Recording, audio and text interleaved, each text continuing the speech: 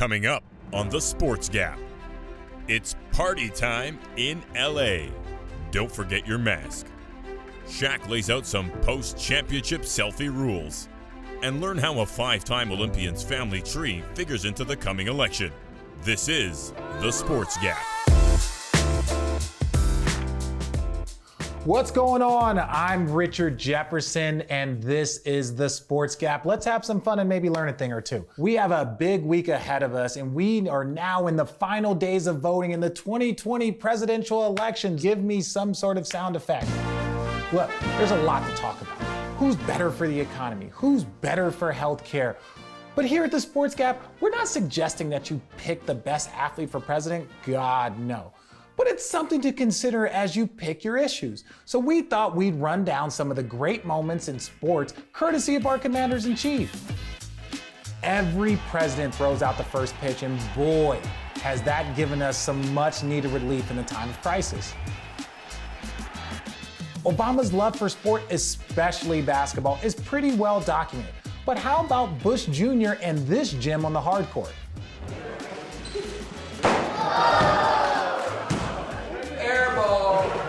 No, that's wrong.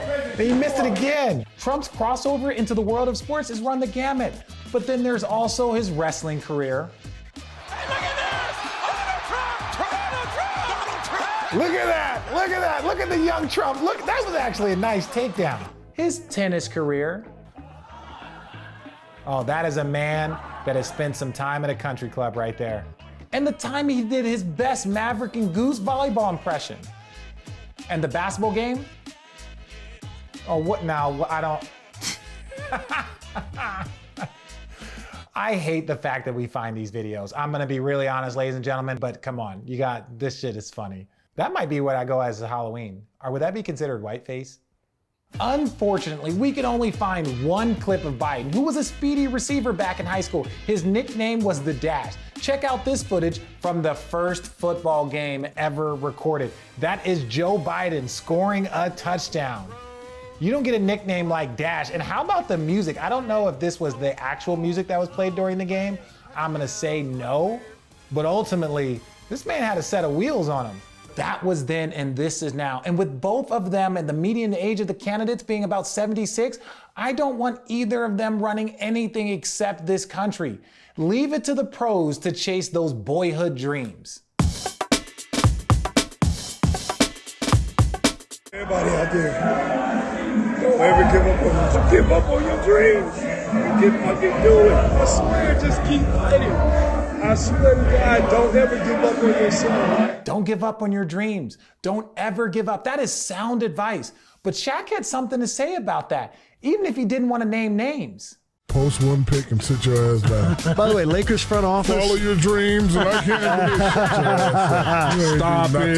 There were, runner. By the way, bandwagon jumper. Stop it. Stop it. Don't be talking to me like you know players. Let's review the tale of the tape, since Twitter and everyone else has clearly had an opinion about who he's talking about. Shaq and Dwight were both #1 picks.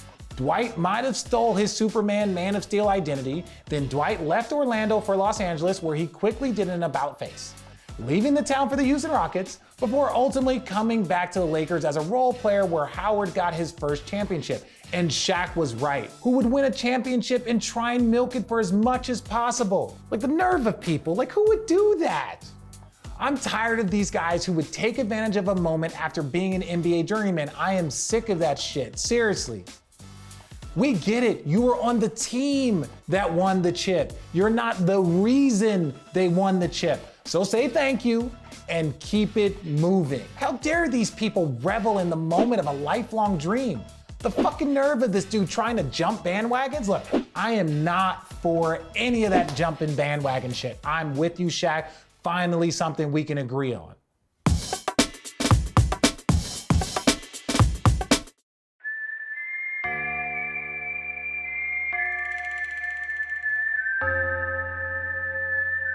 Speaking of bandwagons, is it too late to jump on the Arizona Cardinals bandwagon? Kyler Murray is an absolute stud, and he just took down the dude he was cloned from, Russell Wilson, and the undefeated Seattle Seahawks. As much as the Cardinals fans might be parading all around town right now celebrating, there is one parade that the Cardinals might not have been the most popular at. This past weekend, Cardinals wide receiver Deandre Hopkins was apparently in a rush to deliver for his football team as he drove to the stadium in his Ferrari. Apparently, Hopkins weaved in and out of the Trump parade caravan, flipping off folks in the parade. Now, we don't actually know D-Hop's political leanings, but I can say that swerving in and out of traffic is exactly what you're supposed to do. When what? When you drive a Ferrari. This is a convertible Ferrari. Now, look, for my own taste, I wouldn't have gone with black. I probably would have gone with something a little bit more ostentatious, maybe yellow, lime green. But he wants everybody to see him. He wants to say fuck you to everyone, regardless of your political leanings. This is literally the speech they give you at the dealership. A Ferrari driving by you is the definition of fuck you money. And this is probably just his game day car. But obviously, some folks aren't happy. I understand.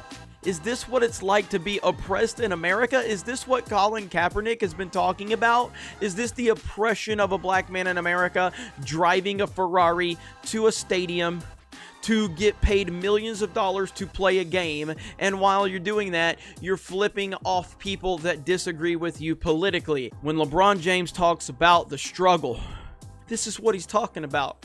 It isn't like LeBron is out here complaining about being personally oppressed, although he could make a pretty good case for it if he wanted to. He had his house tagged with graffiti in 2017, and he's been the target of just about every right-wing commentator anytime he speaks up. And D-Hop isn't complaining either, and if you took time to learn about DeAndre's childhood, you would have seen that he's had struggles that have far outweighed any oppression you experienced in your cush basement with that sweet Mario Kart poster. I really dig that. Me and you are a little different, but I really dig that poster. Look, they're both targets of people who think that just because they made it, they need to play the nice Negro and keep their mouths shut, as if their obligations to where they came from has changed. That's not true. My issue is how the media would treat this if the roles were reversed. If we had a white player driving by a group of Biden supporters and flipping them off from their Ferrari, how would the media handle it? How would the ESPNs of the world handle it? We should be able to agree that this just isn't fair. But let's point out, what you're really doing combining these two ideas of oppression and media coverage, that's not right. Don't spin it one way and then say what the other media would do. You're doing the exact same thing that you're frustrated by equating what D-Hop allegedly did with Colin Kaepernick protesting. He's right about one thing. The media would make a much bigger deal about this if it was an athlete flipping off someone from the left. This guy is making a bad faith argument though. If this was Nick Bosa saying this, 100%. But to connect this with being black in America is a different thing. D-Hop knows he's elite. The protests are for the people who don't have Ferraris. How do we have to keep explaining that? Let's be honest. He's on his way to work when this happened. Back when people were not working from home and drove to work, how many people do you think got flipped off every single day on their morning commute? Some of you people watching this probably flipped off somebody this morning. If you think D-Hop was a dick for what he did in traffic, you should have seen what he did to the Seahawks. Hopkins had 10 receptions for 103 yards and a touchdown as Arizona beat the previously undefeated Seattle Seahawks in overtime. I'm not saying that talent equals tolerance. It does. But for the fantasy points in the win, Arizona fans should have been making sure he got to the game okay, no matter how many people he flipped off from any political party. People, please, come on. This is not an issue. There are plenty of athletes who support the current president. There's Super Bowl champion coach Mike Ditka, legendary Yankee closer Mariano Rivera, who was awarded the Medal of Freedom just last September by 45. I mean, Mr. President, Trump, to me, he was a friend of mine before he became the president. Okay, so I mean, because as his president, I will turn my back on him? No. Rivera has praised and defended the president, and that's fine. Look, I'm gonna be really honest. For the Presidential Medal of Freedom, does it say which president gave it? Because then I might. But look, I might support him for the medal. I don't know. And Conor McGregor. Conor can't even vote here, and he's telling people who he supports. But McGregor isn't even close, not even close, to the most decorated athlete that we found that supports number 45. That distinction belongs to someone who knows a little thing or two about defending your title every 4 years.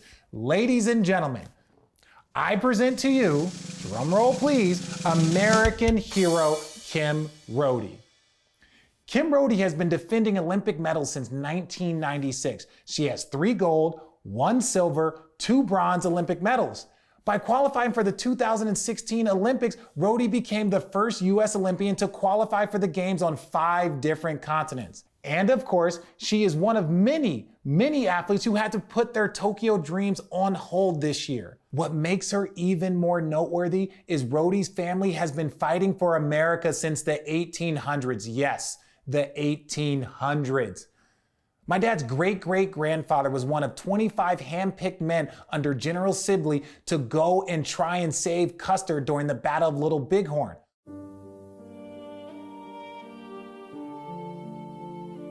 According to War History Online, the Battle of Little Bighorn, also known as Custer's Last Stand, was the most decisive Native American victory and the worst U.S. Army defeat of the era. The Long Plains Indian War is equated with the losses suffered by America during Pearl Harbor and 9/11. An unforeseen loss, the battle is a testament to Custer's hubris. Custer underestimated Chief Sitting Bull's Native American forces. Custer was expecting about 800 men when Sitting Bull overwhelmed Custer's forces with nearly 2,500 men. Put this on the list of biggest upsets all time for Team America. But was it an upset? This was back when women were not allowed to vote or even hold guns at the time. In the 2012 Olympics, Kim Rhode equaled the world record by hitting 99 out of 100 clay targets. Imagine if times had been different and Kim Rhode had been there to fight along her ancestors. Maybe it wouldn't have been Custer's Last Stand, and maybe Last Stand Hill would be known as Kim Knowles. And now Rhode has thrown her support behind a candidate who recently confirmed Supreme Court judge, has many Americans worried that the courts will go about dismantling many of the rights fought for by her predecessor, RBG. The same rights that countless American women have fought so hard for the last 150 years or so. Or forever. Dressed in red cloaks and white bonnets like characters from Margaret Atwood's The Handmaid's Tale, more than a dozen women with the Southwest Florida red cloaks stood silent, letting their costumes and signs do all the talking. Be thoughtful in voting. And remember, the only time it's okay to drive through traffic and flip people off is on your way to the polls. Unless you're driving a convertible Ferrari, then of course, that's part of the reason why you bought it. But don't be like General Custer. Red or blue, doesn't matter. If you want your team to win, do not underestimate the other side and vote. Ladies and gentlemen, this is the Sports Gap. Hope you had some fun.